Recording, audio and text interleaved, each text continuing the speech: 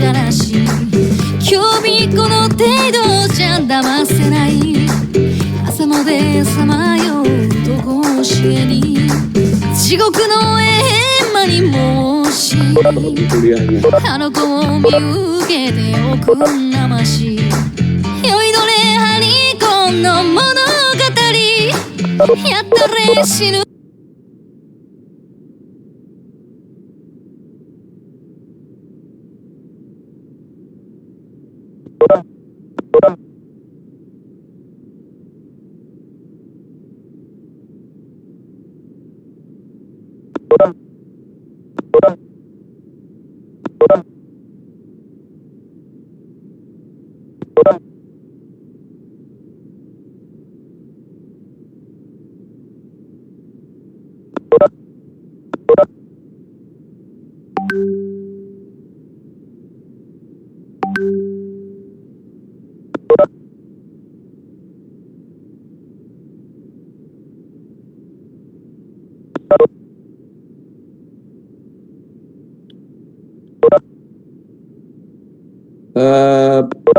perlu di slideshow nggak? Misalnya berat. Terus kalian perlu di slideshow nggak?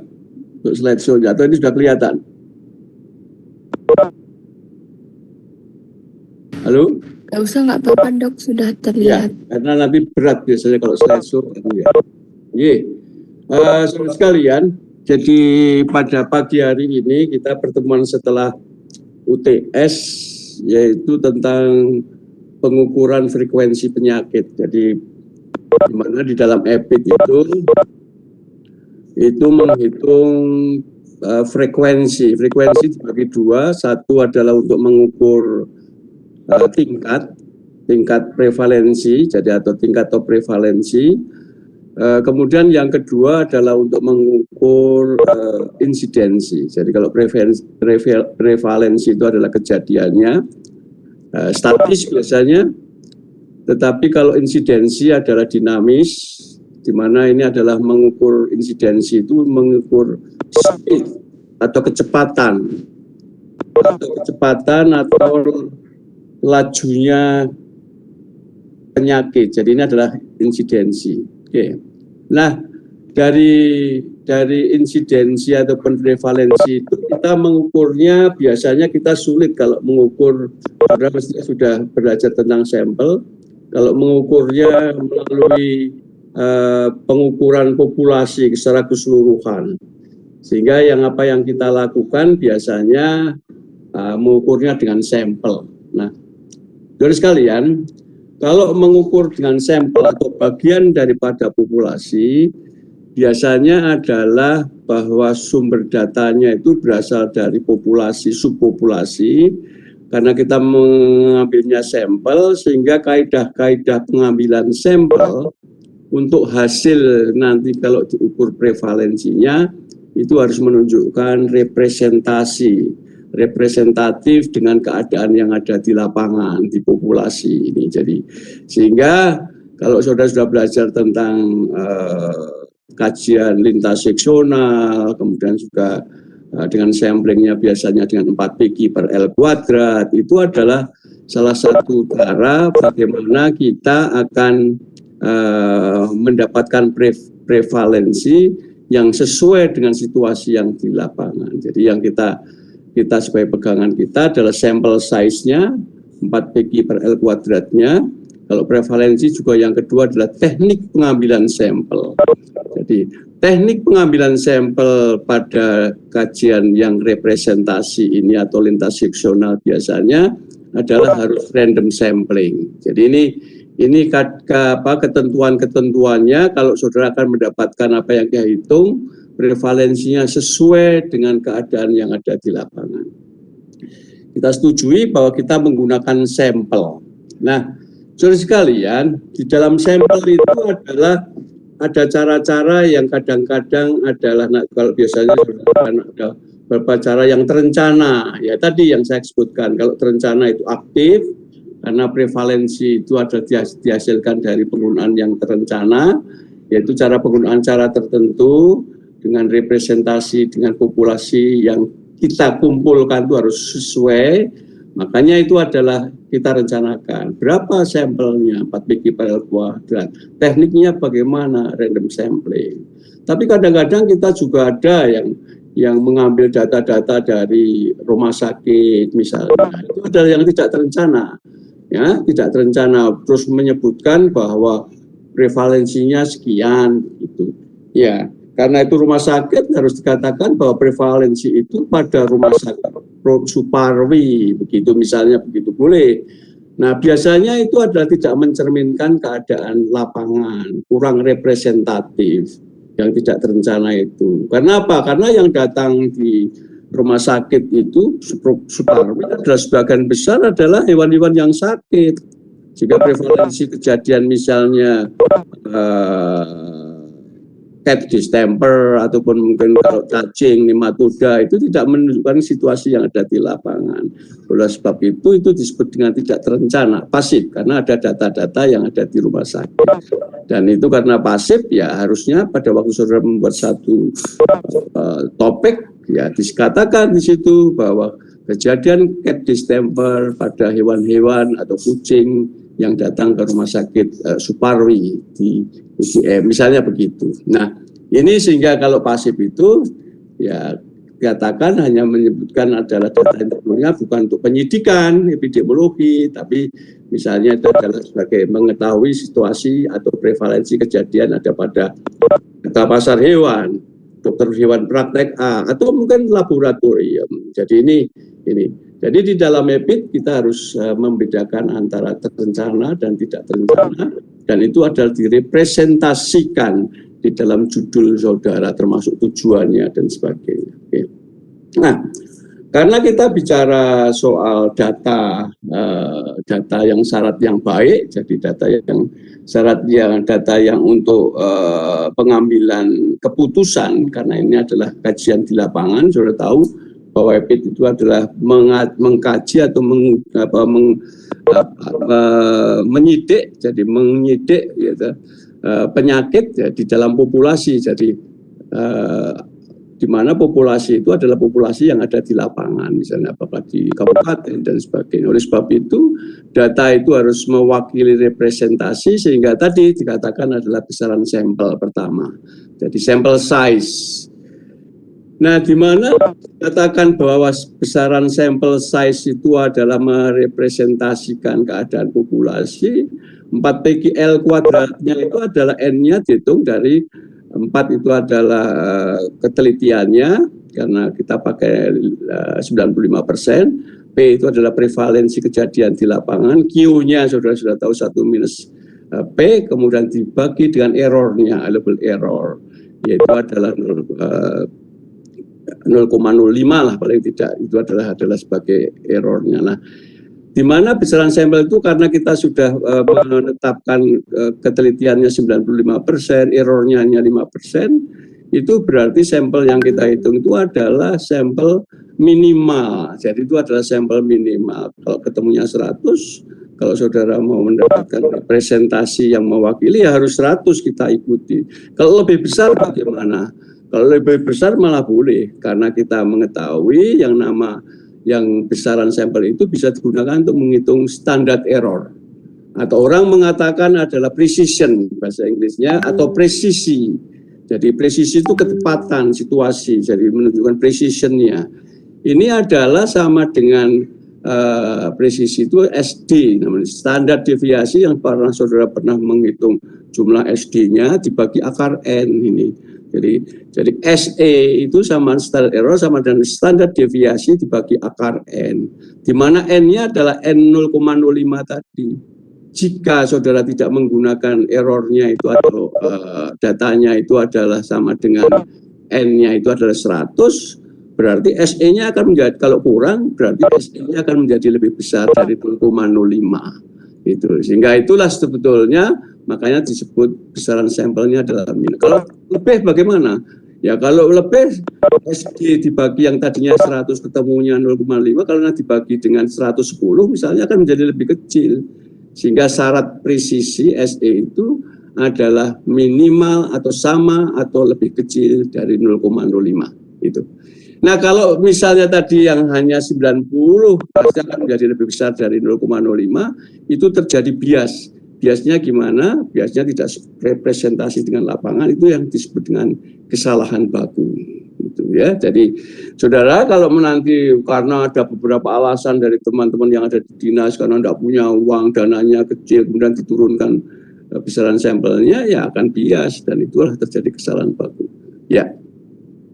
Oleh sebab itu, saudara sekalian, di samping data itu mempunyai kesalahan baku yang kecil, paling tidak sama, ini bisa dikatakan dengan begitu ketelitiannya cukup tinggi lah ya 0,95, dan errornya kecil lah karena lebih kecil atau sama dengan 0,05. Nah, Bapak sekalian, karena kita menghitung prevalensi, syarat yang kedua apa? Harus objektif. Jadi datanya bagaimana? Harus sesuai dengan keadaan yang sebenarnya. Sehingga pasangan dari besaran sampel itu adalah teknik pengambilan sampel. Jadi tekniknya. Jadi kalau saudara mengambil ya harusnya secara acak, random. Bagaimana random? Kalau itu kabupaten, kabupatennya harus di random. Kalau saudara memilih kecamatan, kecamatannya yang ada harus di random. Sampai ke peternakannya harus di random.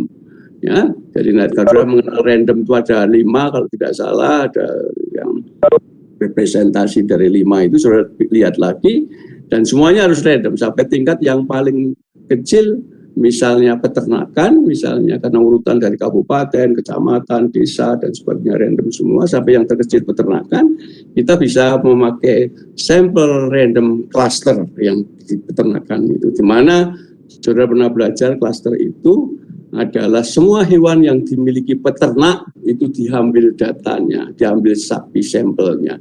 Itu sehingga di bawah paling sedikit di bawah itu sudah sapi yang dipunyai semuanya kalau dipakai sebagai sampel tidak ada sapi yang lepas untuk pemeriksaan. Nah, itu jadi dua hal itulah nanti kita belajar tentang prevalensi, ada 2 besaran sampel dan teknik pengambilan sampel. Kalau tidak diikuti, saudara sekalian, akan terjadi kesalahan baku kalau saudara mengelanggar dari besaran sampel, dan kalau saudara tidak pakai random, itu yang disebut dengan kesalahan sistematik atau sistem, dan biasanya bias. Oke. Saudara sekalian, yang keduanya, jadi kalau tadi bagian yang pertama 1 sampai 2 tadi, ya data itu juga harus pada tepat waktu. Jadi di mana adalah untuk pengendaliannya. Jadi waktu kapan kan gitu. Oleh sebab itu di dalam EPID di samping tadi tempat, rumah sakit, kabupaten disebutkan sebagai judulnya atau tujuannya. Ini data yang tepat waktu itu juga disebutkan. Jadi kalau bisa misalnya kapan, musim penghujan misalnya, atau semester 1, semester kedua misalnya demikian, atau tahun ini. Sehingga inilah sebetulnya salah satu syarat-syarat di dalam ini. Jadi karena manfaat datanya, jadi harus tepat waktu. Karena kadang-kadang nanti kalau saudara tidak menyebutkan ya, waktunya itu penghujan, kalau itu misalnya penyakit, dari cacing misalnya, nematod itu kalau musim penghujan terjadi peningkatan, ya kemudian prevalensinya menjadi tinggi. Jadi kalau tidak disebutkan kok bisa tinggi. Padahal itu pada waktu musim penghujan, atau menjadi kecil karena pada musim kemarau, misalnya demikian. Nah, dan yang kelima, di samping data tepat waktu itu adalah harus relevan, yaitu yang dikumpulkan sehubungan dengan masalah yang dipecahkan. Karena ini adalah masalah penyakit brucellosis misalnya, brucellosis ya harusnya saudara itu, kalau brucellosis itu adalah termasuk misalnya keluron pada abortus pada sapi. Ini data itu adalah berguna sekali, relevan sekali untuk misalnya peternakan rakyat sapi perah, misalnya begitu. Jadi kalau sapi perah itu misalnya saudara mengambil brucellosis pada sapi perah di Pulau Jawa ya, pada waktu musim penghujan misalnya, itu harus disebutkan karena itu sangat relevan dengan situasi yang ada yang akan saudara sidik. Oke. Ada pertanyaan dari saudara kalau ada hal tersebut? Kalau tidak ada, saudara sekalian, oleh sebab itu di dalam EPID itu ada data yang disebut dengan data kualitatif. Ya, jadi data itu adalah data kualitatif. di mana data kualitatif ini adalah ya kualitatif, jadi ada kategorinya. Ya, biasanya dihitungnya pakai distribusi frekuensi. Tetapi ada juga data yang disebut data kuantitatif, jadi numerik. Ya, ini biasanya bisa dihitung statistik deskriptifnya. Jadi Bapak sekalian, jadi saudara-saudara sekalian, kalau begitu di kualitatif itu ada nominal itu ya, ada nominalnya. Dan biasanya orang-orang EPIK itu adalah datanya kualitatif yang paling banyak, karena di situ ada kategori. Sakitnya sakit atau tidak misalnya gitu, kemudian jantan betina, tua muda misalnya begitu, itu adalah kategori-kategori dengan ranking, itu yang disebut dengan ordinal. Tetapi kalau kategori tanpa ranking itu adalah disebut dengan nominal, jadi itu adalah spesiesnya, karena kita biasanya menyidik spesies tertentu, saya perah saya potong, ternyata memang brucellosis itu di Pulau Jawa misalnya contohnya, itu adalah menyerangnya adalah pada sapi perah misalnya begitu ya. Dan biasanya sapi potong tidak. Ini adalah termasuk nominal kategori itu karena perlu kita sidik. Ya, jadi itu kategorinya adalah sapi perah atau sapi potong atau sapi-sapi yang lain termasuk hewan yang lain. Kemudian kategori ordinalnya yaitu ada bisa sakit atau sehat, sakit dan tidak sakit. Bisa saja 3, sehat, sakit dan mati misalnya. Jadi saudara sudah mengenal tabel 2x2 atau bisa saja 2x3 dan sebagainya. Nah, ini adalah ordinal. Tetapi di dalam data kuantitatif, nanti kita akan bicara ini. Kuantitatif itu yang saudara belajar di statistik itu, ya. Jadi ada t-test, ya, ada analisis varians, itu adalah kuantitatif, di mana ada bilangannya. Jadi bilangan yang bulat itu disebut dengan data diskrit, di mana adalah misalnya contohnya X per gram. Jadi misalnya per gram telur cacingnya, X per gramnya itu telur cacingnya ada 100 atau 1000 misalnya, itu adalah bulat, dari bulat. Nah, karena telur tidak ada telur 100,5 tidak ada, makanya ada bulat, pasti 150 dan sebagainya. Tapi kadang-kadang ada bilangan yang dalam bentuk tidak bulat. Saudara misalnya berat badan BP itu bisa saja 55,5 kg, PVC bisa saja 31,34 dan sebagainya. Ini jadi ada data-data ini. Kalau saudara lihat data-data ini kualitatif atau kuantitatif, cara analisisnya adalah berbeda-beda. Jadi kalau saudara nanti kualitatif biasanya kalau saudara tabel 2x2 atau 2x3 biasanya chi-square. Tapi kalau saudara pakai data kuantitatifnya itu bisanya t-test, analysis of variance. Oke, ada pertanyaan dari saudara sekalian. Ini adalah salah satu data yang disebut tadi. Jadi data yang kualitatif. Jadi misalnya D itu adalah penyakitnya, ini pernah saya juga atau mungkin pernah kita bicarakan. Ini ada D itu adalah D-min itu adalah tidak sakit. Ini faktor yang disidik, faktor positif atau faktor negatif. Dan ini adalah N-nya tadi. Ini yang 4PQ per L kuadrat. Ini adalah sampelnya. Jadi kalau bentuk begini, ini adalah sampel. Kemudian saudara lihat ini ada ditambah AB, ditambah CD. Kemudian kalau turun jadi AC. Kemudian kalau ini turun jadi BD. Mungkin Pak Heru atau Pak Dagdo dan terangkan ini. Ini kalau begini ini bisa saja kalau ini ada 2 ke bawah, ke atas, ke samping, kemudian ke bawah. Ini yang disebut dengan kajian cross seksional, jadi ada lintas seksional, sudah pernah dipelajari kemarin. Ada pertanyaan yang tadi saya terangkan, silakan kalau ada yang tanya,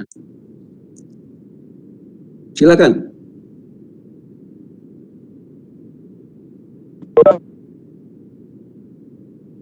Ada yang tanya silakan. Halo.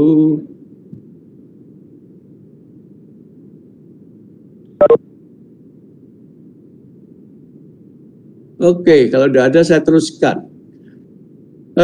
Saudara sekalian, di dalam EPIT, ya, jadi dalam EPIT karena kita ada 5 kajian sudah diterangkan kemarin mungkin, itu adalah yang pertama yang kita kenal dengan survei. Jadi survei, biasanya pemilihan sampelnya bagaimana N sama 4PQ per L kuadrat. Ya, 4PQ per L kuadrat. Pengujiannya bagaimana saudara sekalian? Pengujiannya kalau yang namanya survei sekali, ya 1 kali ini. Dan pengukurannya bagaimana ini? Pengukurannya adalah hanya bisa mengukur penyakit atau disease positif atau disease negatif. Karena disease positif itu adalah kejadian penyakit pengukurannya, makanya survei ini hanya bisa menghitung prevalensi. Jadi ini adalah namanya bermacam-macam, mungkin teman-teman ada yang mengatakan orang tingkat atau rate, jadi tingkat atau rate, kemudian ada tingkat, ada rate, ada prevalensi, ada aras, lagi ada aras yang mengatakan untuk prevalensi. Nah, saudara sekalian, karena prevalensi dan ini adalah survei, biasanya penyakit itu adalah yang disidik itu biasanya penyakit yang kronis.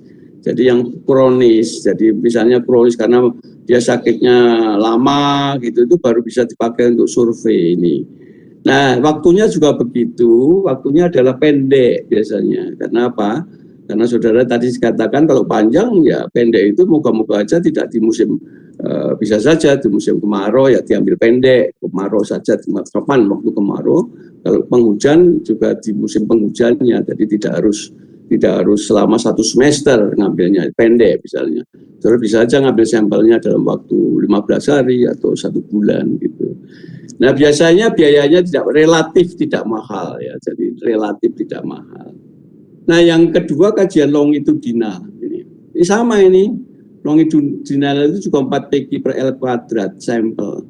Tetapi pengambilan sampelnya atau datanya, sampelnya kalau kita misalnya brucellosis mau longitudinal, kalau ini brucellosis survei hanya sekali saja, tetapi kalau sini adalah paling tidak lebih dari 2 kali.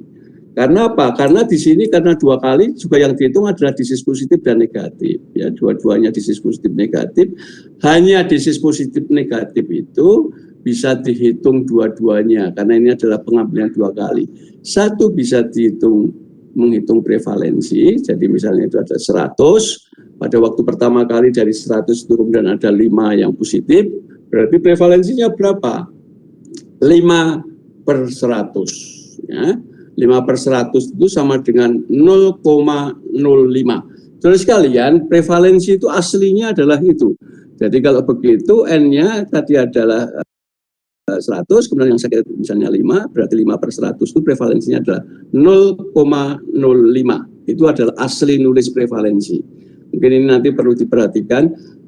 Menjadi 5% karena dikalikan satuan 100%. Jadi di dalam prevalensi bisa aja 0,05 itu aslinya. Kemudian saudara mengatakan, oh prevalensinya sama dengan 5%. Karena apa? Karena dikalikan satuan 100%. Jadi itu ada 5%. Karena prevalensi itu tidak hanya untuk persen saja. Bisa saja populasi, misalnya populasi di Jogja itu.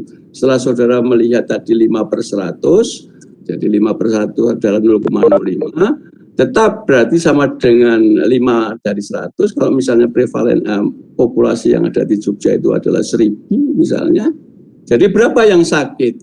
Ya kalau 1000 berarti populasi 1000 kita interpolasikan, berarti ada 50 dari 1000 ekor populasi yang ada di Jogja. Jadi yang sakit itu ada 50, sama-sama dengan 0,05. Jadi interpolasi pada populasi. Ini sehingga satuan itu adalah satuannya apa? 1000 populasi tadi. Oke. Itu saudara sekalian. Jadi kalau saudara saya tanya di dalam ujian kemudian ketemunya prevalensinya 0,05, misalnya saudara berapa kalau begitu hewan yang sakit di Jogja? Kalau misalnya populasi di Jogja itu adalah 10.000, misalnya begitu. Ini saudara nanti akan bisa menjawab itu ya dikalikan aja itu dari 5/100 dikalikan 10.000 berarti ada berapa? Misalnya demikian. Silakan nanti dihitung. Nah, yang kedua yang disebut dengan insidensi. Ini adalah speed, kecepatan. Karena speed kecepatan sama dengan kalau prevalensi itu ya jarak Jogja berapa dengan Magelang? 50 km, hanya begitu saja. Tapi kalau insidensi tidak, kecepatan. Seperti saudara naik sepeda motor itu. Berapa tadi berangkat ke fakultas? Jadi ke fakultas dari rumah saudara. Saya tadi memakai sepeda motor, kecepatan saya pasti akan 50 km per jam. Nah ini. ada jam, ada waktunya. Jadi inilah sebetulnya insidensi. Jadi ada kecepatannya, ada speednya terjadinya penyakit, terjadi waktu berjalan. Jadi kalau prevalensi ya 50 kilo gitu aja. Tapi kalau insidensi berarti tadi ada speed kecepatannya. Saya tadi berangkat sampai ke fakultas, kecepatannya adalah 50 km per jam. Misalnya begitu, ada speednya. Ini penyakitnya juga kronis. Dan biasanya lama karena tadi perhitungannya bisa 2 kali. Karena misalnya diambil pada waktu awal tahun, kemudian semester, kemudian akhir tahun. Misalnya begitu. Jadi ini ada 3 pengambilan. Tapi kalau 2 ya bisa saja. Minimal, maaf, ini minimal 2. Jadi kalau kajian longitudinal itu karena kita mau menghitung kecepatan berarti harus ada 2 kali pengukuran. Sama pada waktu saudara berangkat dari rumah, kemudian sampai fakultas, itu 2 kali pengukuran. Tetapi kalau 3 ya sudah tadi, dari awal, tengah, kemudian akhir tahun misalnya begitu. Itu adalah insidensi. Makanya lama, karena waktunya lama, dan ngambilnya paling tidak 2 kali minimal, ya mahal, kan begitu. Ini adalah untuk longitudinal. Hal yang sama saudara sekalian, ini ada cross seksional. Jadi ini kajian EPID yang sudah pelajari, ada berarti ada survei, ada kajian longitudinal, ada cross seksional atau lintas seksional, ada kasus kontrol dan ada cohort. Ini masing-masing bisa saudara lihat ini semuanya. Dan di sini adalah cross seksional itu adalah sama dengan survei tadi. Jadi N sama. Kemudian 1 kali pengambilan, tetapi pengukurannya kalau tadi yang dihitung adalah disease-nya survei. Di sini kalau cross seksional itu berarti juga mengukur faktor penyebabnya. Ini sehingga bedanya antara survei dan lintas seksional atau cross seksional, di mana kalau survei itu tidak menyidik faktor, jadi tidak menyidik faktor, hanya menyidik disease, tidak menyidik faktor, hanya menyidik disease. Tetapi cross seksional itu adalah menyidik disease, penyakitnya, dan faktor penyebabnya. Ini adalah cross seksional. Makanya ini penting sekali karena berguna untuk pengendalian penyakit. Saudara pernah nanti ada apa yang disebut dengan surveillance. Jadi surveillance itu adalah kajian lintas seksional yang terus-menerus setiap tahun, setiap semester. Jadi nanti ada ini, jadi tidak ada catatan di sini, tapi paling tidak saudara tahu yang disebut dengan surveillance, ya, itu adalah lintas seksional yang terus-menerus, di mana menyidik disease dan menyidik faktor. Karena faktornya diketahui, saya perah itu sebagai faktor untuk meningkatnya terjadinya brucellosis, makanya saya perah itu harusnya kalau peternakannya itu adalah atau ternak itu diternakkan dengan ternak sapi potong, diternakkan bersama-sama sapi perah atau dekat dengan sapi perah, itu ada sebagai faktornya. Ini yang memungkinkan sapi potong terinfeksi brucellosis ini. Jadi ini kalau begitu biar prevalensinya turun bagaimana? Ini faktornya harus ditindaklanjuti. Jadi ada tindak lanjuti, kemudian besok kita pisahkan ini karena faktor risiko ini.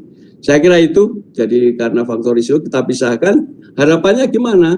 Harapannya adalah penghitungan prevalensi yang kedua itu adalah menurun ini. Jadi ini adalah, makanya itu disebut dengan yang menghitung survei itu adalah hanya disease itu adalah monitoring. Kemudian ada surveillance, berarti monitoring itu adalah sama, kalau surveillance itu sama dengan monitoring plus tindakan. Tindakannya apa? Risk factor tadi. Tindakannya apa? Memisahkan sapi perahnya dari sapi potong, dengan harapannya tahun kedua itu prevalensi daripada brucellosisnya adalah turun. Ini perbandingannya saudara sekalian, ada disease positif, faktor positif, disease negatif, faktor positif, ada faktor positif, disease negatif, ada faktor positif, disease negatif. Ini adalah hal-hal yang berhubungan dengan perbandingan ini. Ya, ini juga hanya menyidik prevalensi. Ini adalah kronis, juga pendek dan tidak mahal, relatif tidak mahal dibanding yang ini. Kemudian ini kasus kontrolnya, saudara sekalian. di mana kasus kontrol itu adalah disease positif saja yang dihitung, ya 1 kali juga. Tapi dari disease yang kita ketemukan itu hanya untuk menghitung faktor risiko, ya. Maksudnya untuk mengetahui faktor risiko. Makanya yang didapat adalah faktor risiko positif, kemudian ini adalah disease-nya negatif, dan ini faktor risiko positif, disease-nya negatif. Maaf, disease-nya tadi disease positif, ini disease negatif. Ini adalah perbandingannya. Ini bisa akut, bisa kronis, waktunya pendek. Karena apa? Karena hanya mengambil data. Jadi kalau mengambil data dan kemudian terpendek dan tidak mahal. Oke. Kemudian yang disebut dengan kohort itu justru agak mahal di sini. Karena apa? Karena memang kita punya satu peternakan yang tidak sakit, jadi kita periksa sekali lagi, kita periksa yang tidak sakit dulu, ya, jadi tidak sakit, kita ambil sekelompok sapi tidak sakit, kita taruh separuh dapat positif. Jadi ini adalah, makanya ini sebutnya begini. Jadi ini ada kelompok hewan tidak sakit, ya, kelompok hewan tidak sakit, disease negatif. Jadi maksudnya kita meriksa dulu pertama kali sapi-sapi, kita punya sapi-sapi sejumlah 150, tapi kita harus periksa dulu brucellosisnya yang negatif. Kemudian kita dapatkan 100 yang negatif, diperiksa 100 negatif, kemudian dibagi 2. Yang 50 kita taruh pada daerah yang misalnya daerah basah. Jadi 50 itu adalah kita taruh di daerah Bantul, ya, basah. Tapi 50 kita taruh di daerah yang kering, misalnya Gunung Kidul. Ini kohort ini. Jadi negatif, kemudian ditaruh di daerah positif. Faktor itu adalah basah. Dan misalnya ini adalah kering, misalnya Phaseolea hepatica, misalnya yang kering negatif faktornya, Gunung Kidul 50. Kita kemudian mengambil, ada kurun waktu. Nah ini, makanya lebih dari 1 ngambilnya, diambil lagi. Tadi negatif, diambil lagi. Itu adalah lebih dari 1 kurun waktu, 6 bulan misalnya begitu. Kemudian dicek pada kelompok faktor yang positif tadi di Bantul, berapa yang sakit misalnya, dan berapa yang tidak sakit. Yang Gunung Kidul juga demikian, yang faktor negatifnya, ya, jadi faktor negatif tidak basah tapi kering di situ, itu adalah berapa yang disease-nya, yang timbul penyakit fascioliasis setelah 6 bulan, dan berapa yang tidak timbul penyakit dari 50 tadi. Itu adalah di daerah yang Gunung Kidul tadi yang tidak basah, daerah kering, dari berkabut dan sebagainya. Nah, yang dihitung adalah ini perbandingan disease positif, faktor positif tadi, disease-nya jadi ada positif, faktor positif, disease positif, faktor negatif, tetapi juga ada disease positif yang faktornya negatif tadi. Jadi ini adalah yang dihitung ini tadi.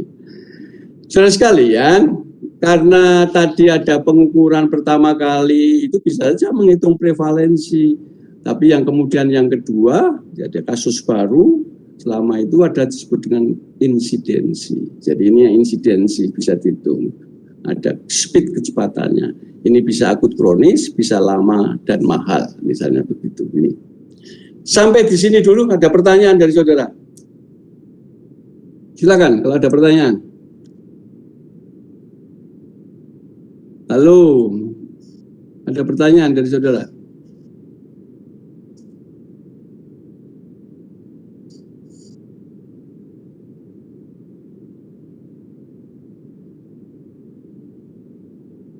Ya, yang lain ada.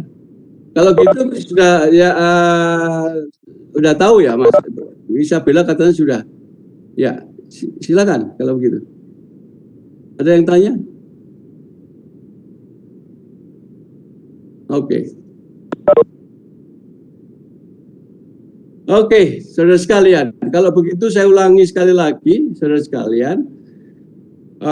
Ini yang karena ini pertanyaan juga, kalau begitu apa yang membedakan, kalau saudara tidak tanya, saya yang tanya, apa yang membedakan antara kajian survei dan lintas seksional? Silakan. Kalau saya tanya begitu, apa yang membedakan antara kajian survei dan lintas seksional? Di samping perbedaannya mungkin ada kesamaannya. Silakan, ada yang bisa, kalau tidak ada yang tanya berarti saya yang tanya.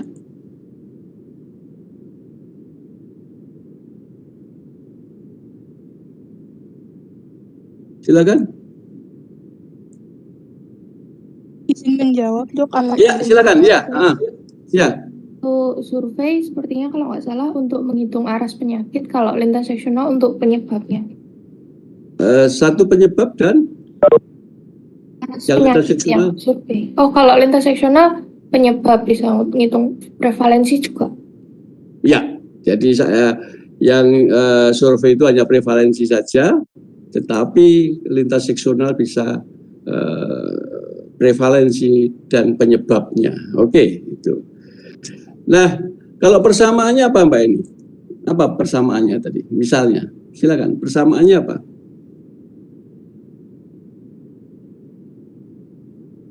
Persamaannya apa? Bisa ya, kebersamaannya mungkin pengujiannya sama-sama dilakukan sekali saja. Oke, sekali saja. Oke, pakai 4π/L² ya gitu ya. Sekarang pertanyaan yang kedua. Kalau begitu apa persamaannya antara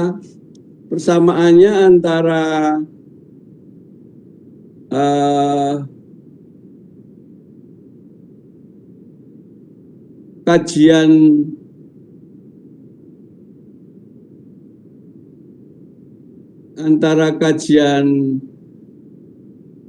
longitudinal dan kajian kohort? Ada yang bisa jawab? Permisi Dok, izin menjawab lagi. Iya. Sama-sama bisa mencari prevalensi dan insidensi. Oke, jadi sama-sama mencari prevalensi dan insidensi. Kemudian kalau dua-duanya sama, ya. Jadi, tapi bedanya apa lagi? Sama-sama bisa menghitung prevalensi dan insidensi. Apa lagi yang bedanya? Kalau sama-sama kalau bedanya apa? Bedanya kalau di kohort itu prevalensinya hanya di dalam kelompok-kelompoknya. Kan kohort ada 2 kelompok. Nah itu prevalensinya di kelompok-kelompok itu nggak bisa di keseluruhan. Mungkin itu Dok. Mungkin itu Prof. Ya, kalau prevalensinya memang ya sama aja, nanti bisa aja dilihat bisa kita interpolasikan. Tapi yang membedakan dua ini apa? Sama-sama prevalensi dan insidensinya ya. Kalau yang kohort mungkin bisa saja tidak bisa untuk representasi daripada pada prevalensi itu sendiri, tapi bisa menghitung prevalensi. Tetapi yang bisa menghitung di kohort bisa untuk menghitung apa kalau begitu?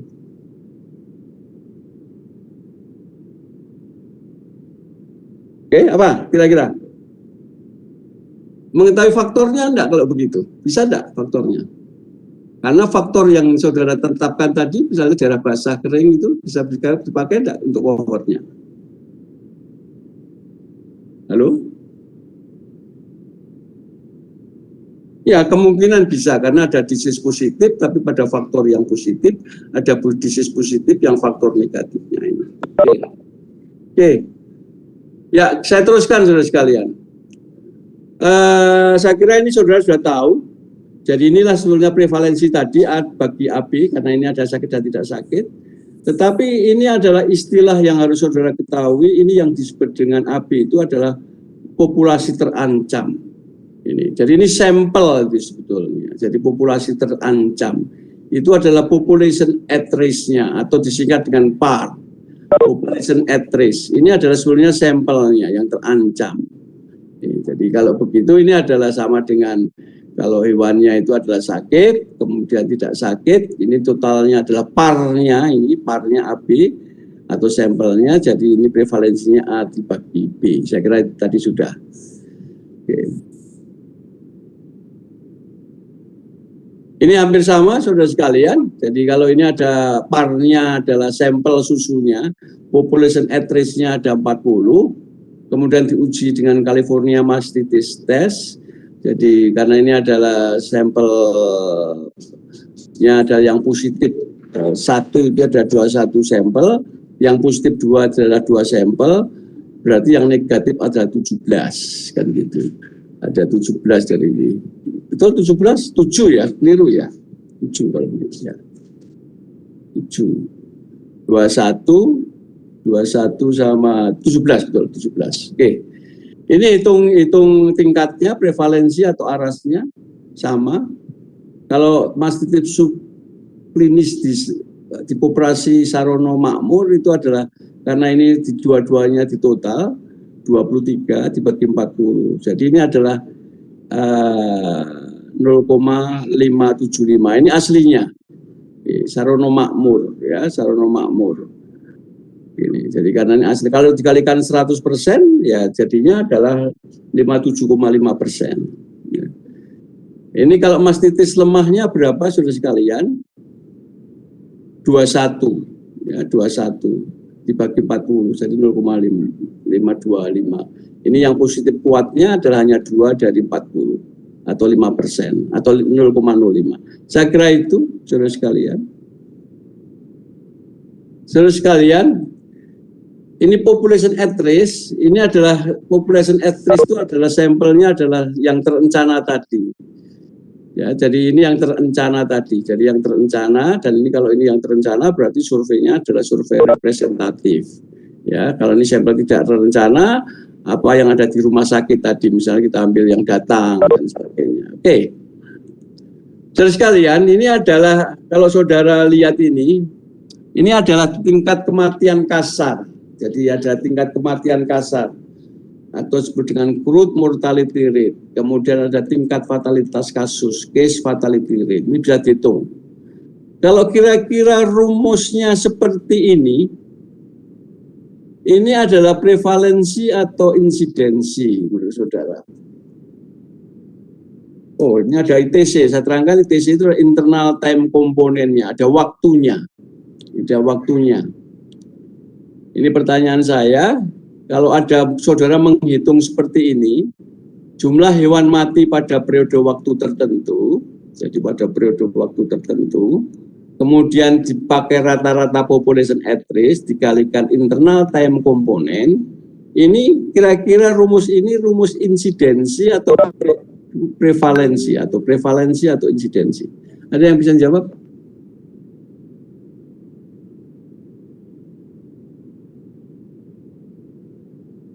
Permisi Pak, izin menjawab. Ya, silakan.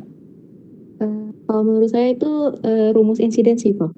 Insidensi, ya. Karena ini ada waktunya. Jadi kecepatan insidensi adalah speed. Jadi speed kecepatan terjadinya penyakit. Ini juga speed, ada kecepatan terjadinya penyakit. Tetapi Kak, prevalensi adalah statis, hanya sekian persen, tapi tidak menyebutkan kecepatan terjadinya penyakit. Jadi di sini adalah insidensi. Oke. Nah, saudara sekalian, dalam frekuensi tadi dikatakan bisa saja untuk tingkat sakitnya itu, morbiditas itu adalah dikenal dua macam tadi, prevalensi dan insidensi. Tapi berarti ini adalah speed, kalau ini adalah yang statis. Oke. Saudara sekalian,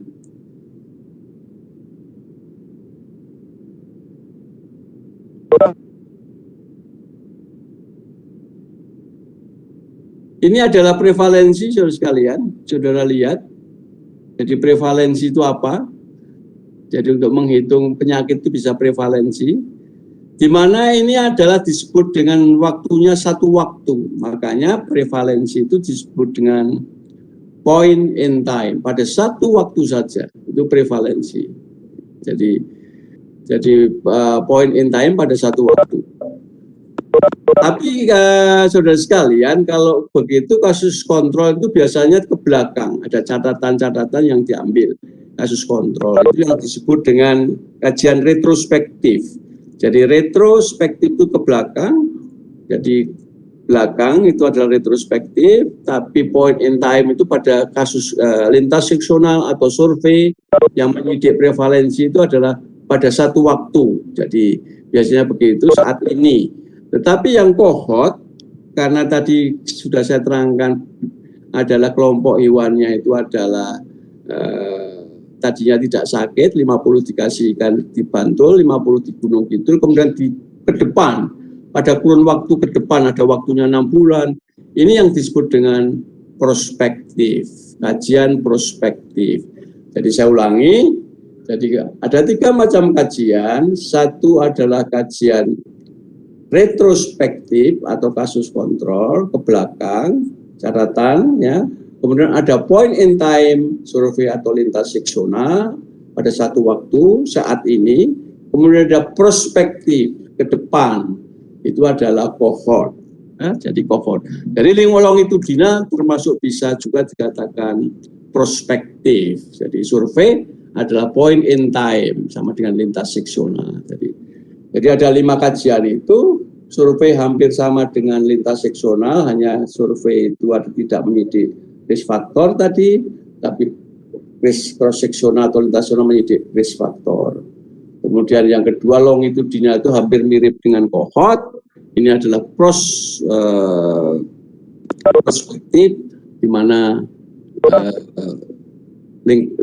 lintas seksional tidak menyidik faktor, tetapi kalau cohort bisa menyidik faktor. Ya. Oke.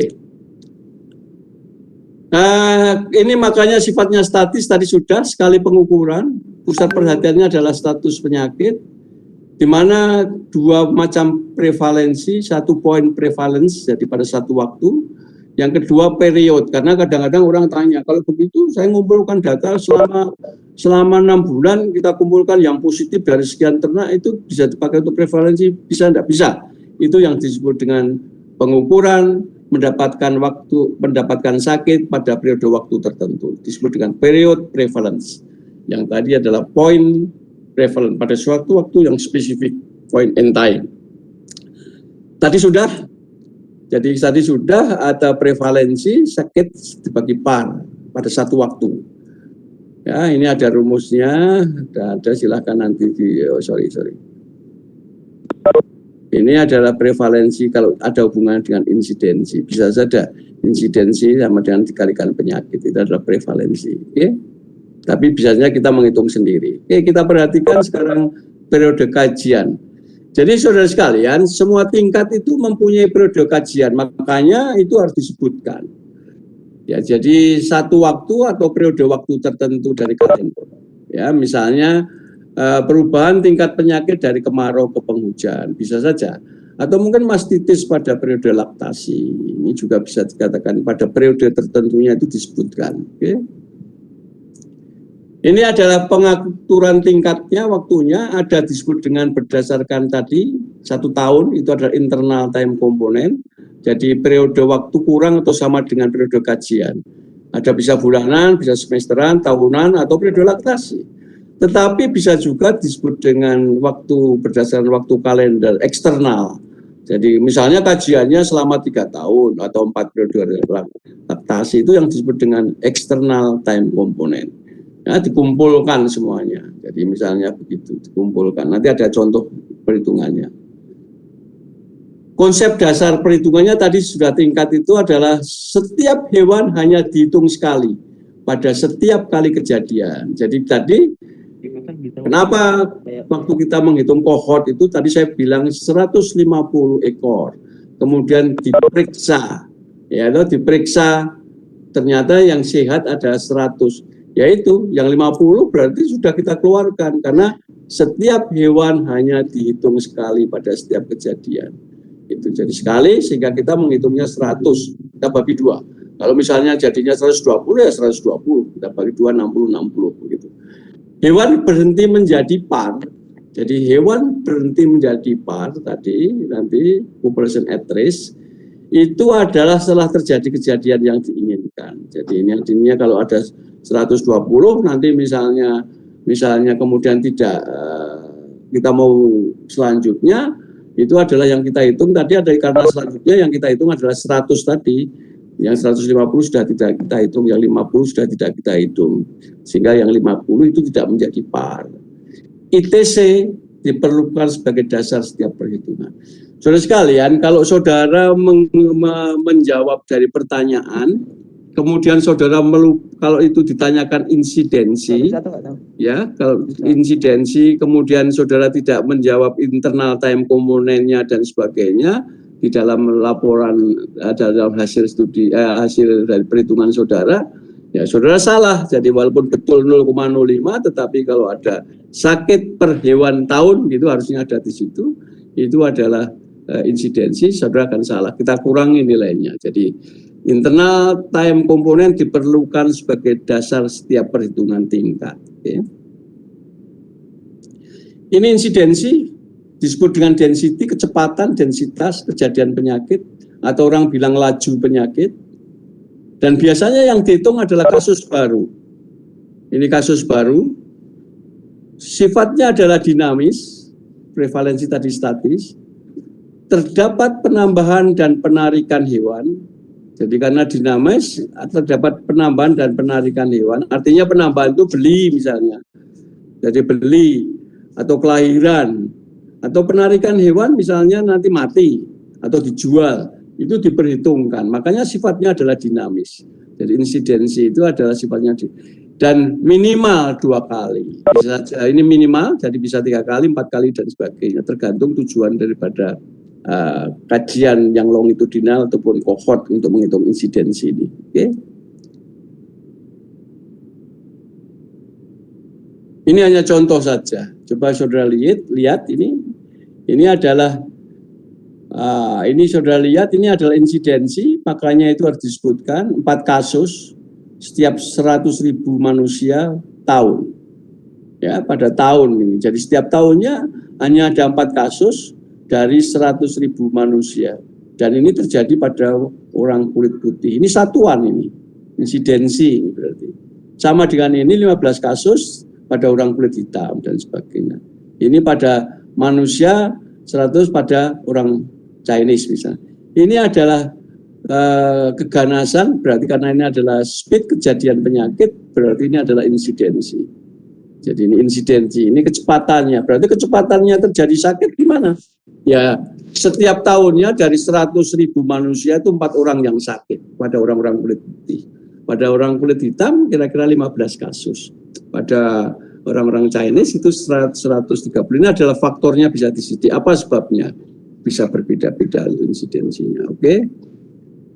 Oleh sebab itu saudara sekalian, di samping di sini bisa menghitung jumlah manusianya, sebetulnya juga bisa menghitung tahunnya, bisa saja dirubah. Ya, ini jadi ini sebetulnya sangat dinamis sekali karena bisa per 100 manusia, tetapi tahunnya bisa saja dirubah menjadi per semester.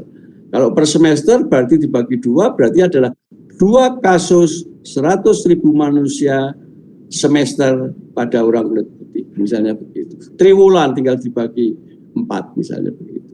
Jadi yang bisa dipakai untuk perhitungan itu adalah interpolasi populasi dan waktu. Jadi nanti tinggal pertanyaannya, ya tinggal pertanyaannya. Kadang-kadang kalau orang bilang 4 kasus itu misalnya sedikit, ya kita bisa bilang yang lain. Karena orang EPID biasanya ingin memberikan gambaran yang ada di lapangan. Sama dengan ini. Misalnya ini adalah tadi adalah rumusnya jumlah sakit rata-rata par kali ITC. Ini kisarannya 0 sampai tak terhingga. Maksimum adalah 100% populasi, dan ini adalah berarti 100 hewan, maksimum adalah 100 yang sakit. Ini bisa kita lihat kalau kita menginterpolasikan waktu. Orang bisa mengatakan ini insidensi, ada 100 hewan sakit penyakit X, hewan tahun. Oh ya, berarti kalau abad berapa? Berarti dikalikan 100. Berarti ada 10.000 sakit hewan abad. Kalau bulan berapa saudara sekalian? Bisa saja adalah 100 dibagi 12, berarti ada 8,33 sakit hewan bulan. Kalau ini koma, di dalam EPID ini adalah kalau koma, walaupun itu kalau kita dulu kalau kurang dari 5 dihilangkan, kalau lebih dari 5 dibulatkan, itu adalah tidak. Kalau di EPID berapapun komanya dibulatkan. Jadi sebetulnya kita bisa mengatakan 9 sakit hewan bulan. Per minggu berapa? 2. Ini orang akan mengatakan bahwa oh kalau begitu setiap minggunya, karena kita akan menyangatkan hati-hati ada COVID itu adalah 2 orang yang sakit, 2 orang yang mati. Kalau hari gimana saudara sekalian?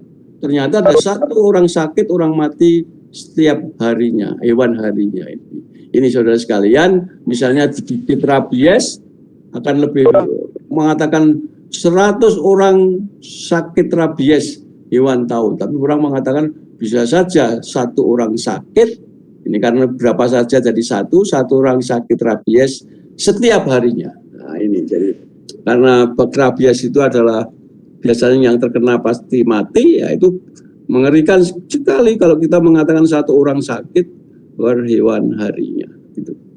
Ada pertanyaan di sini saudara sekalian, silakan.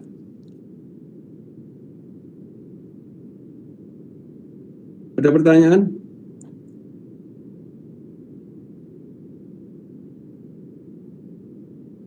Izin bertanya, Prof. Ya, silakan ya. Saya masih bingung untuk membedakan point prevalence, period prevalence, sama insidensi itu sendiri. Mungkin di penggunaannya gitu, Prof, di lapangan. Terima kasih sebelumnya, Prof. Tadi saya katakan prevalensi ada satu yang disebut dengan prevalensi point in time pada satu waktu. Mungkin contohnya, saudara mengambil penyakit X itu adalah waktunya hanya dalam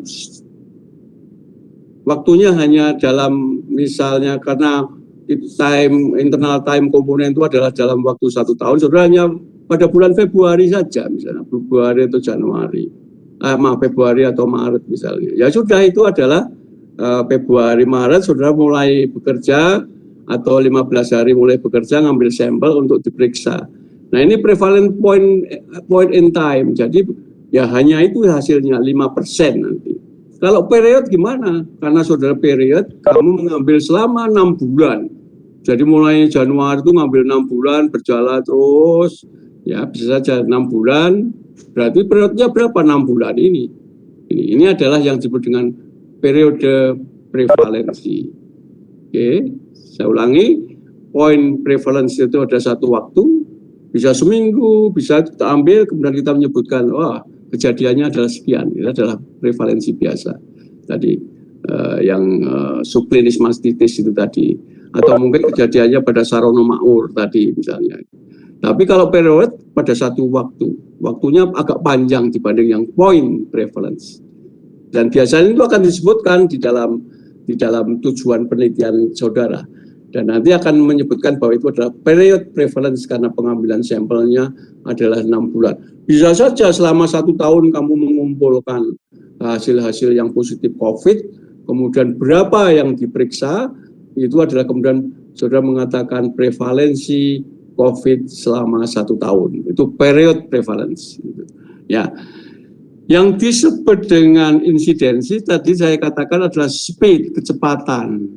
Jadi karena ini dinamis, jadi orang akan mengetahui dengan insidensi itu sebetulnya setahun itu berapa kali sih terjadinya penyakit baru, karena insidensi itu penyakit baru. Ya, jadi speednya tadi, kecepatannya, karena saudara menyebutkan kejadiannya adalah misalnya tadi 5 orang sakit pada hewan pada 1 tahun, jadi 1 tahun misalnya, atau mungkin 100 manusia, misalnya 5 dari 100 manusia selama 1 tahun, atau hanya nulisnya saudara sekalian, memang saudara sekalian ini contohnya nulisnya, insidensi itu sebenarnya ini adalah 8,33 hewan sakit, ini insidensi ini, yang sakit itu adalah 8,33 sakit, atau 9 sakit, kemudian pada hewan selama sekian bulan, selama sebulan. Ini adalah demikian. Tapi bisa saja kalau misalnya ini adalah karena ini adalah di dalam waktu misalnya hewan bulannya itu adalah misalnya kamu interpolasikan pada populasi, bisa saja terjadi. Kalau ini misalnya saya tanya, kalau begitu di dalam populasi Jogja kalau ada dari penelitian itu 1,2 kemudian per minggu misalnya, atau sini aja, nanti tidak jadi nih, 100 hewan sakit, kemudian ada hewan tahun, dan misalnya ini kita interpolasikan di dalam satu populasi misalnya, kira-kira berapa yang sakit misalnya di dalam 100 ataupun 100 hewan misalnya begitu. Ini contohnya, contoh yang tepat yang ini tadi saudara sekalian, ini. Jadi misalnya 4 kasus ini dalam manusia tahun. Kalau misalnya ini misalnya populasinya kita Indonesia gitu, kira-kira misalnya Indonesia itu adalah 1 juta, berapa kasus yang sakit atau kejadian sakit pada tahun yang disidik tahun 2023 ini? Berapa kira-kira?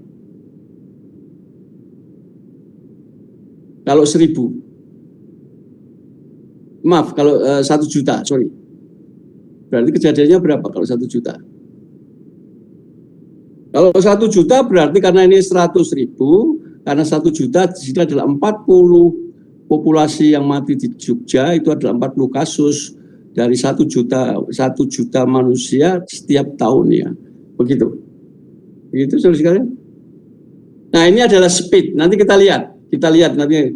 Siapa ini tadi yang tanya? Gimana, Mbak? Yang insidensi gimana? Iya, saya cukup paham Prof yang insidensi. Berarti izin mengulang ya Prof untuk yang point prevalence sama period prevalence. Jadi point prevalence itu hitungannya bisa dalam 1 minggu, 1 bulan ataupun 1 tahun. Sementara kalau period itu dari bulan apa ke bulan apa gitu ya? Betul, karena itu adalah speed. Tadi ada paling tidak insidensi itu dihitung minimal 2 kali.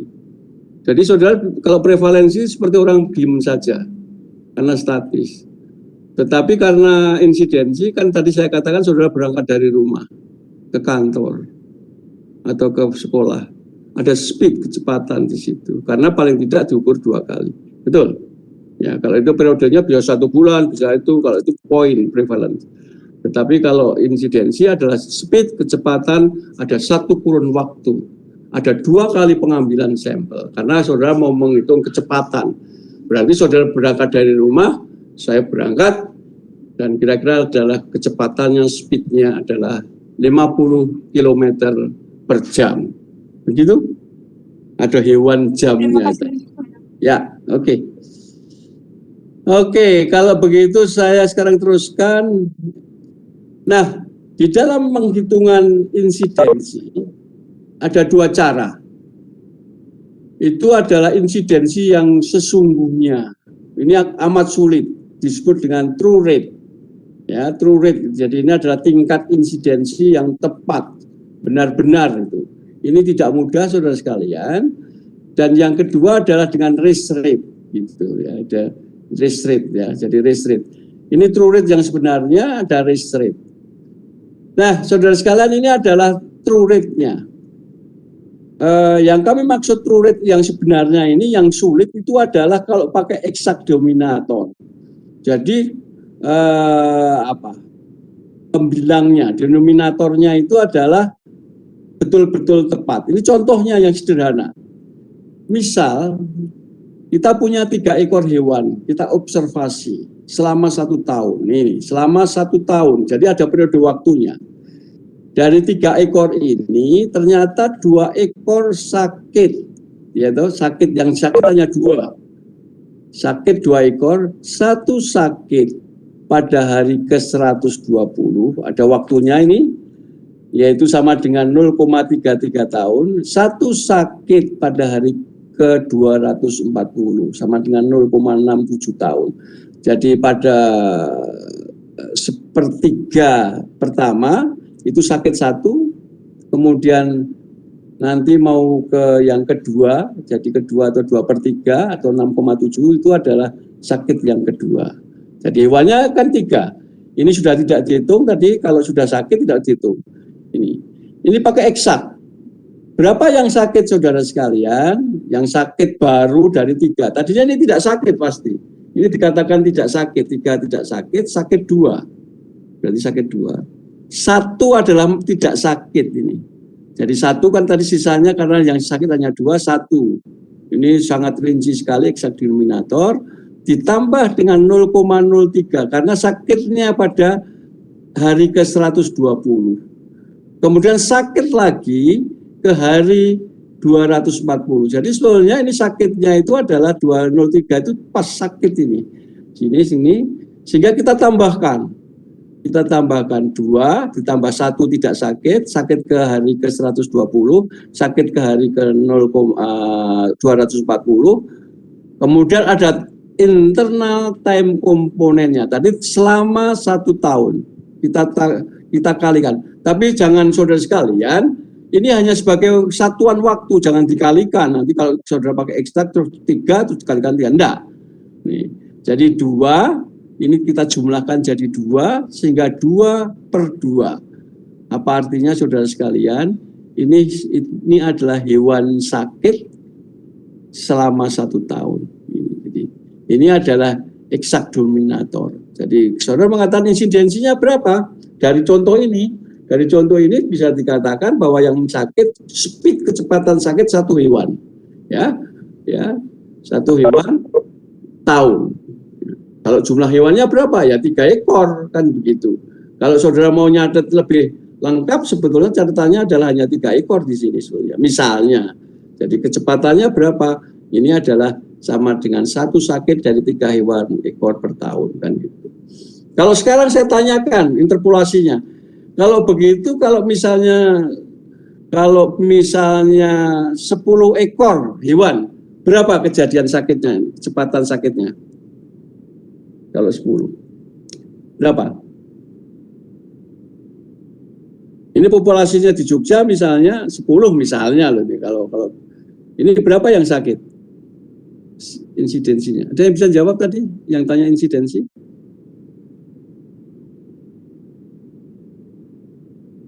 Halo? Halo? Berapa? Iya, Prof. Berapa? Diulang Kalau lagi. misal, Tadi berapa? Misalnya, misalnya saya tanya, ini kan sudah ketemu 1 sakit dari 3 ekor hewan per tahun. Tetapi misalnya saya tanya, kalau begitu, kalau saya interpolasikan, kebetulan di Jogja itu jumlahnya adalah 10 ekor misalnya, atau 100 ekor misalnya, 10 ekor. Berapa kejadian sakit penyakit X ini? Sakitnya jadinya, kalau 10 misalnya. Ya 3 sakit 10 tahun, 10 hewan per tahun, begitu. Oke? Ya. Ada pertanyaan? Halo? Ini kok diem semuanya, gimana? Halo?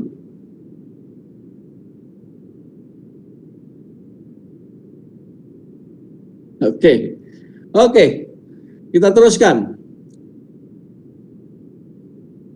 Kalau ini adalah yang kedua, adalah menghitung true rate. Ini contoh saja loh ya, ini contoh saja. Approximate, kira-kira, approximate denominator. Yang sakit berapa? 2. Ya. Par awal berapa? Tadi ada rumusnya tadi, kalau tidak salah, ada rata-rata par. Karena namanya rata-rata par, jadi rata-rata par itu sama dengan par awal. Par awalnya adalah 3, kemudian par akhirnya berapa setelah 1 tahun? Itu adalah 1, karena dari 3 itu 2 yang sakit, 1. Ini jadi 1. Saya ulangi, pada permulaannya ada 3 ekor, yang tidak sakit masih 3 ekor. Kemudian yang tidak sakit pada akhir tahun adalah 1. Jadi 3 ditambah, karena rata-rata 3 ditambah 1 dibagi 2. Makanya ketemunya adalah 2. Jadi kalau begitu, eksak dominatornya ini adalah ketemunya sekian, approximate bagaimana? Hampir sama.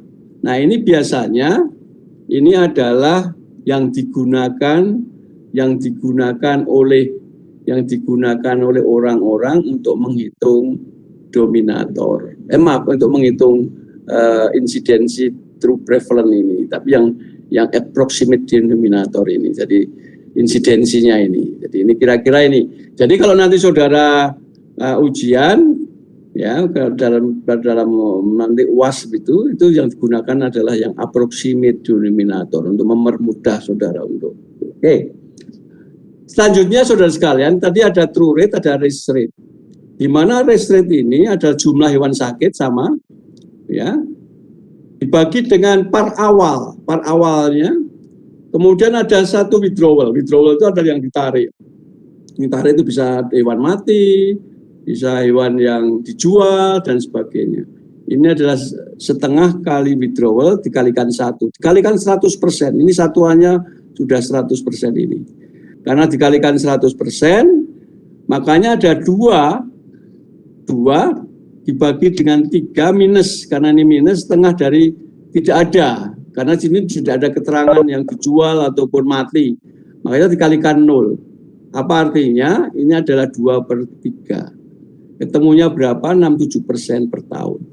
Ini sama dengan, karena ini risk rate, risiko. Kalau tadi kecepatan, yang insidensi yang true rate ini adalah kecepatan, ini adalah risiko, tingkat risiko terjadinya penyakit adalah 67% per tahun.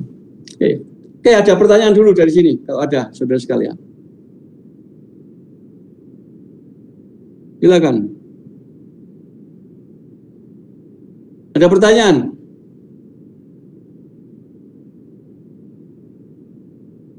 Halo, ada pertanyaan? Oke, kalau gitu saya anggap saudara tahu. Oke, ini adalah cara-cara itu.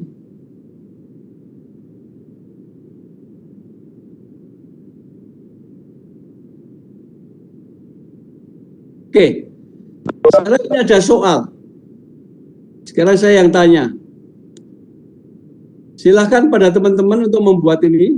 Kita masih ada waktu, beberapa waktu lagi. Coba dibaca, ditulis, kemudian kita nanti bisa membuat pertanyaannya berapa prevalensi brucellosisnya. Kemudian yang kedua adalah bagaimana insidensi laju kejadian penyakit brucellosis tersebut di sapi perah komersial. Silakan. Sambil istirahat.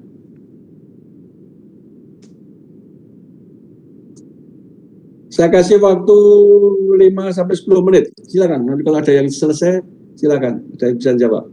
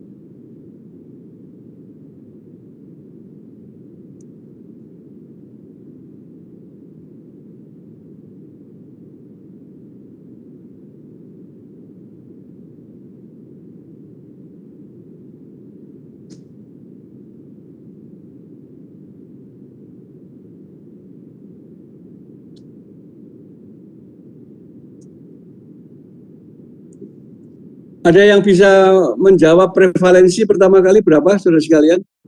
Silakan. Halo. Menjawab, Prof.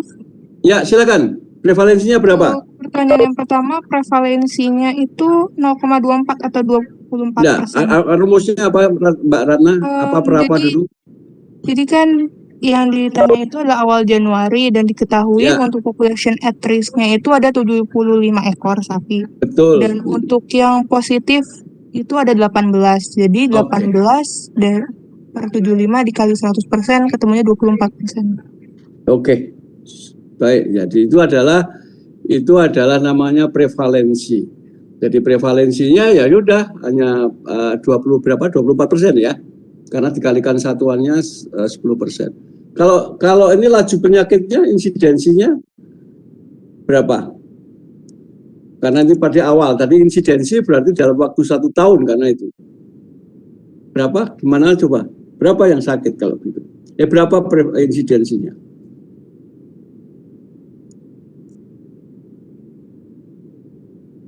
Mbak Ratna bisa?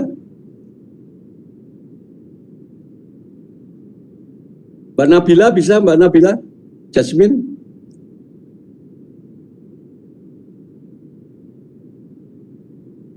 Mbak Nabila bisa? Mbak Nabila? Berusaha untuk itu? Silakan. Kemana Izin Mbak menjawab Nabila? lagi, Prof. Oke, silakan. Saya ketemunya 0,29. Rumusnya aja, gimana? Rumusnya, Ya, jadi ini yang saya sakit? hitungnya akhirnya per tahun. Ya, Insidensi. Jadi kan pertama yang dicari itu rata-rata parnya. Itu awalnya ada 75, tapi sudah dikurangi 18, jadi 57. betul. Jadi per awal 57. 75 tambah 57 bagi 2 jadinya 66. Lalu untuk total yang sakit karena ada Sebentar. iya, Prof. Benar, tadi sudah betul. Jadi par awalnya adalah 75 dikurangi 18, kan begitu ya? Jadi ada 57, ya toh? Betul? Iya. Nah, ya. Betul. Terus ditambah berapa? Karena yang dicari rata-ratanya, jadi keduanya ditambah terus dibagi 2. Oh, enggak boleh, mau kan Nggak boleh. tadi ngitungnya gimana tadi? Rumus insidensi itu jumlah hewan sakit dibagi rata-rata par dikali ITC. Iya, rata-rata parnya dari yang kan tadi awal. Yang akhir berapa? Par awalnya adalah 57. Par akhir? Oh enggak, par awalnya 75, Prof. Enggak, udah tidak dihitung lagi kan tadi kita bilang lagi. yang sakit sudah tidak dihitung lagi. Jadi par awalnya sudah betul. Par awalnya sudah betul 57. Sekarang par akhirnya berapa? Yang sakit berapa, Mbak Ratna? Yang sakit yang 18 tadi dihitung, Prof? Tidak. Ya enggak dong, kita kan ngitung insidensi, kasus baru kan. Ya 18 kan sudah tidak dihitung. Oh iya betul, oh maaf, Prof. Iya. Berarti yang sakit satu. Berarti yang di par akhirnya yang sakit 1 kan? Iya betul. Berarti par akhirnya berapa jadinya yang tidak sakit? Akhirnya 56. 56, rata-ratanya dari par awal 57, par akhirnya 56. Jadi yang sakit berapa? 1. Jadi 1 rumusnya jadi gimana? 1 per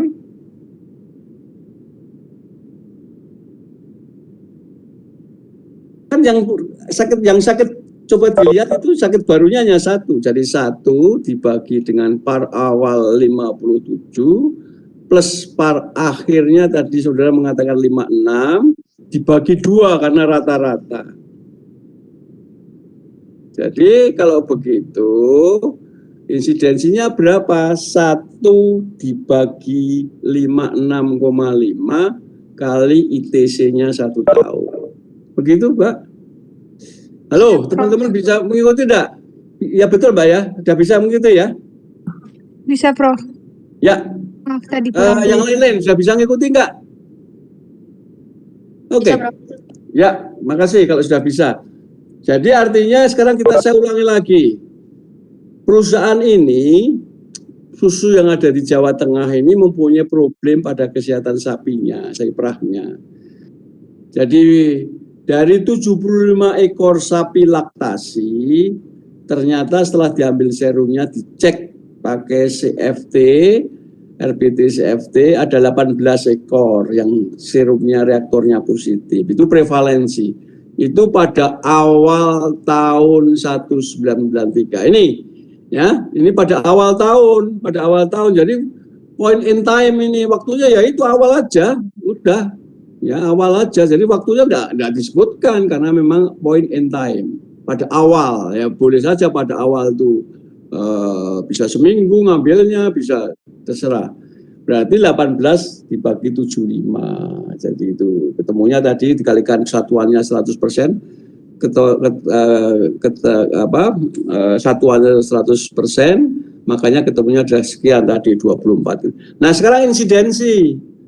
Oke, insidensi tadi itu yang sakit berapa Mbak tadi, Mbak Ratna ya, moga-moga tidak salah. Iya betul. Berapa? 1. Satu. Nah, oke, satu dibagi dengan par awalnya berapa?